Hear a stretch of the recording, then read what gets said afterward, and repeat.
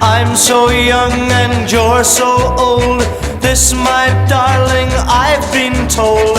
I don't care just what they say, 'cause forever I will pray. You and I, we will be as free as the birds up in the trees. Oh, please stay by me, Diana.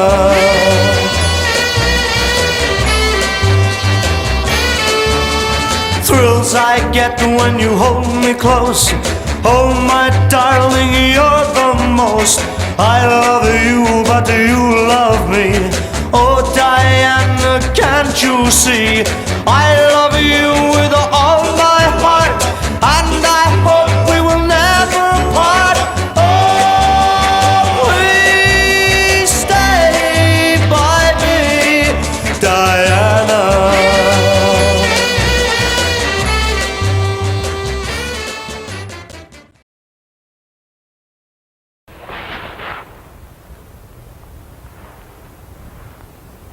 How happy some or other some can be. Through Athens I am thought as fair as she. But what of that? Demetrius thinks not so. He will not know what all but he do know. And as he errs doting on Hermia's eyes, so I admiring of his qualities. Things base and vile, holding no quantity, love can transpose to form and dignity. Love looks not with the eyes, but with the mind. And therefore is winged Cupid painted blind. As waggish boys in game themselves forswear, so the boy Love is perjured everywhere. For ere Demetrius looked on Hermia's eyne, he hailed down oaths that he was only mine. And when this hail some heat from Hermia felt, so he dissolved, and showers of oaths did melt. I will go tell him of fair Hermia's flight. Then to the wood will he tomorrow night pursue her. And for this intelligence, if I have thanks, it is a dear expense. But herein mean I to enrich my pain, to have his sight thither and back again.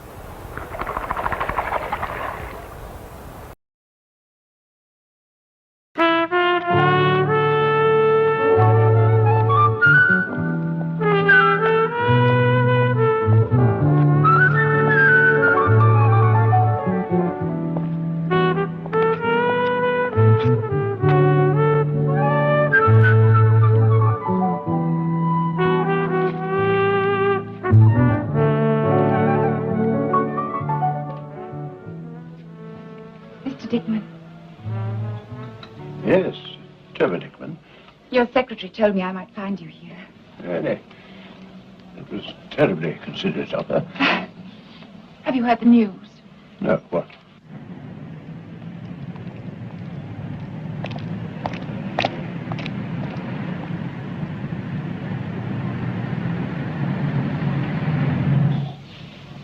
His head cut off.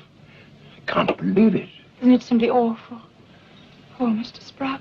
But how did you know this? I haven't seen anything in the papers. Sprouty decapitated.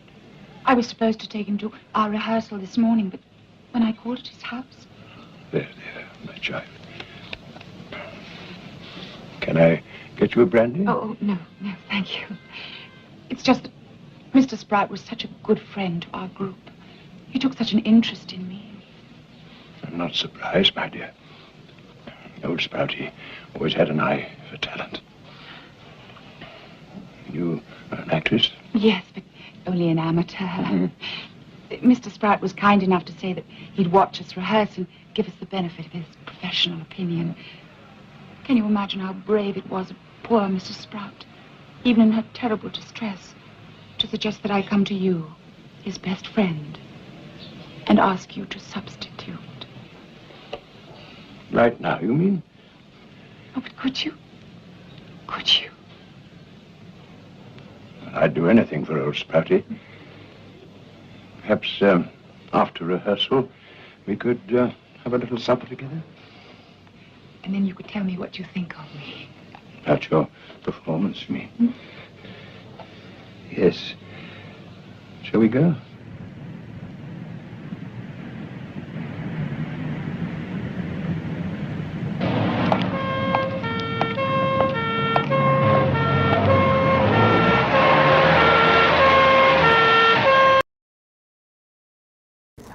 The bank of 20 000. Too rich for my blood. 20 000 bank. Bank 20 000. Banco. Banco de Boo.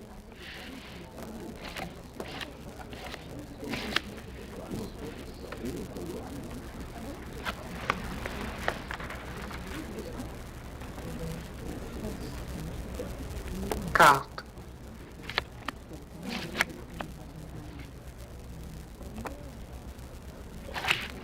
Neuf. Bank Union. Madame? Je regrette, madame, mais c'est impossible. I regret too, but I don't have any money. Dean can't pay S'il up. vous plaît, madame. Venez avec moi. S'il vous plaît, madame. Forgive me. My mind was elsewhere. Madame, I've forgotten we agreed to be partners this evening. Please continue. Merci. 40 000 à la banque. Luck is the thing they about like that. 40 000 à la banque.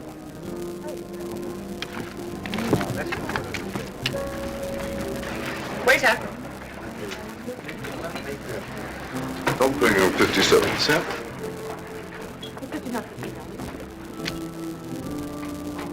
Why do you persist in rescuing me, Mr. Bond? It's becoming a habit, isn't it, Contessa Teresa? Teresa was a saint. I'm known as Tracy. Well, Tracy, next time play it safe and stand on 5. People who want to stay alive play it safe. Please stay alive. At least for tonight.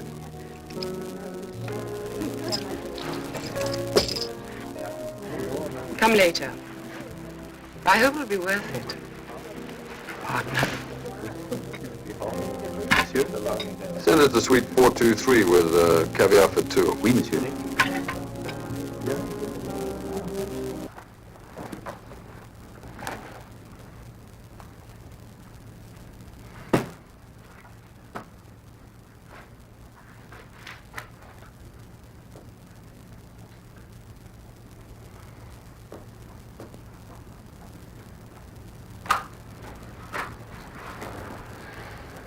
You're full of surprises, Contessa. So are you, Mr. Bond. Do you always arm yourself for a rendezvous? Occasionally, I seem to be accident-prone. I'll take that if you don't mind. You're very sure of yourself, aren't you? Suppose I were to kill you for a thrill. I can think of something more sociable to do. Let's stop playing games. Who was that man in your room? You're hurting me. I thought that was the idea tonight. Now, who was he? I don't know what you're talking about. I can be a lot more persuasive, Contessa. I'm sure you can. Whatever else I may be, I'm not a liar. Get dressed.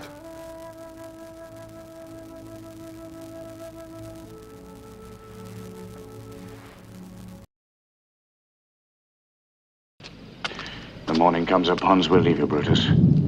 And friends, disperse yourselves, but all remember what you have said, and show yourselves true rollers.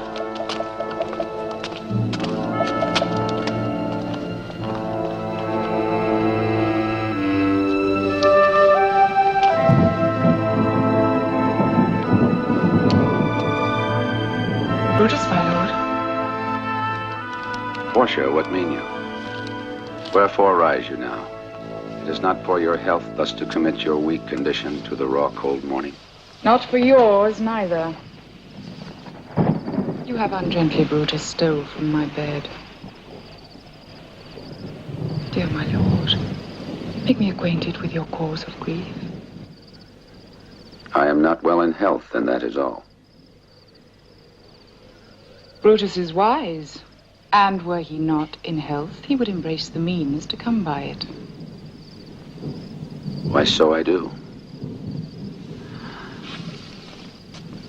Good Portia, Go to bed. Is Brutus sick? And is it physical to walk unbraced and suck up the humors of the dank morning? What, is Brutus sick?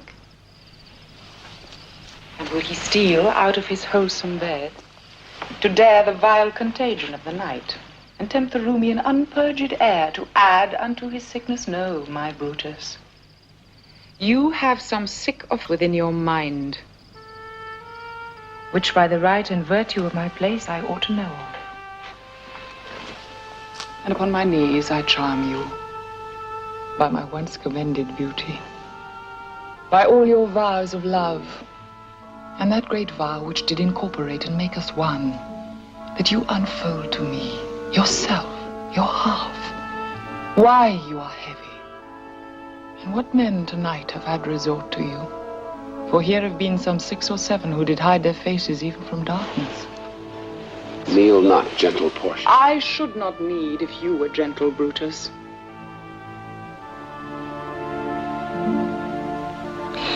Within the bond of marriage, tell me, Brutus, is it accepted I should know no secrets that appertain to you? Am I your wife, but as it were in sort or limitation, to keep with you at meals, comfort your bed, talk to you sometimes? Dwell I but in the suburbs of your good pleasure? If it be no more, Portia is Brutus' harlot, not his wife. You are my true and honorable wife, as dear to me as are the ruddy drops that visit my sad heart. If this were true, then I should know this secret.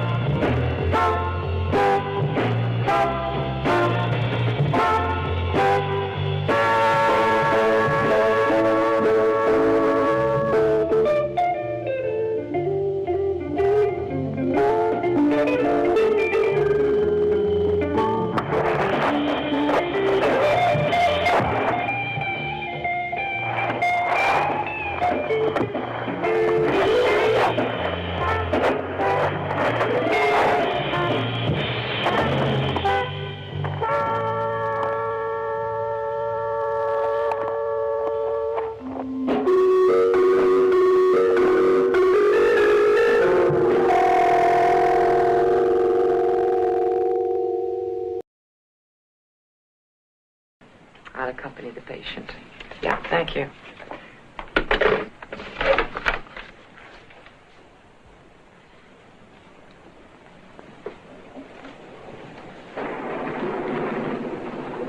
believe in witchcraft, Miss Jones?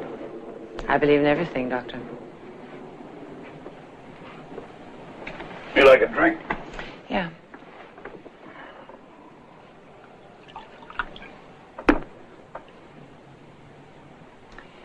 My father, you should know, is a very successful doctor in Boston. A member of the Harvard medical faculty. He was a widower and I was his only child. He was not an especially religious man, a sober Methodist. One evening about 7 years ago, he attended a Pentecostal meeting in the Commons Room at Harvard. Suddenly found himself speaking in tongues. Well, that is to say, he suddenly sank to his knees in the back of the room and began to talk fluently in a language which no one had ever heard before. Well, this sort of thing happens frequently at Pentecostal meetings and began to happen regularly to my father. It was not unusual to walk into our home and find my father sitting in his office, utterly serene, happily speaking to the air in this strange foreign tongue. I was at that time 20 years old, having my obligatory affair with a minority group, in my case a Hopi Indian, a postgraduate fellow at Harvard doing his doctorate in Aboriginal languages of the Southwest. One day, I brought the Indian boy home just as my father was sinking to his knees in the entrance foyer in one of his trances. The Indian wheeled in his tracks and he said, "Well, I'll be a son of a bitch." You see, my father was speaking an Apache dialect, an obscure dialect at that, spoken only by a ragged band of unreconstructed Indians who had rejected the reservation and gone to live in total isolation in the Sierra Madre Mountains of northern Mexico. Well, what do you say to that, Dr. Balk? What the hell am I supposed to say to that, Miss Trevor? Oh. I mean, I'm sitting here boozing, and you come in and tell me some demented story about your father's religious conversion. No, you missed the point, Doctor. Not my father's conversion, mine. You see, I'd been hitting the acid pretty regularly at that time. I'd achieved a few minor sensory deformities, some suicidal despairs, but nothing as wild as fluency in an obscure Apache dialect. I mean, like, wow, man. He was living his flattest right before my eyes. Within a week, my father had closed his Beacon Hill practice and set out to start a mission in the Mexican mountains. I turned in my SDS card and my crash helmet, and I followed him. It was a disaster, at least for me. My father had received the revelation, not I. He stood gaunt on a mountain slope and preached the apocalypse to solemnly amused Indians. I masturbated a great deal. We lived in a grass wiggy, ate raw rabbit and crushed pinon nuts. It was hideous. Within 2 months, I was back in Boston, a hollow shell, disenchanted with everything and dizzy with dengue. I turned to austerity, combed my hair tight, entered nursing school. I became haggard, driven, had shamelessly incestuous dreams about my father. I took up with some of the senior staff at the hospital. One of them, a portly psychiatrist, explained I was generated by an unresolved lust for my father. I cracked up. One day they found me walking to work naked and screaming obscenities. There was talk of institutionalizing me, so I packed a bag and went back to join my father in the Sierra Madre Mountains. I've been there ever since. That's 3 years. My father is, of course, as mad as a hatter. I watch over him and have been curiously content. You see, Doctor, I believe in everything. What was that all about, Miss Trevor? I thought I was obvious as hell. I'm trying to tell you, I have a thing about middle-aged men. I admire your candor. You've been admiring a lot more than that. You're wasting your time. I've been impotent for years. Rubbish. What the hell is wrong with being impotent? This is Lady Holiday. Malone speaking. Then put him on. Oh, yes, darling, yes, I'm fine. I had quite a scare. Thank God I wasn't hurt. Of course, my diamonds were valuable. All my diamonds are valuable. Now, darling, I want you to call the United States and tell Vogue they can't have the photographs of the spring line until after the show. I'm not too happy with some of the designs. We still have to make some changes.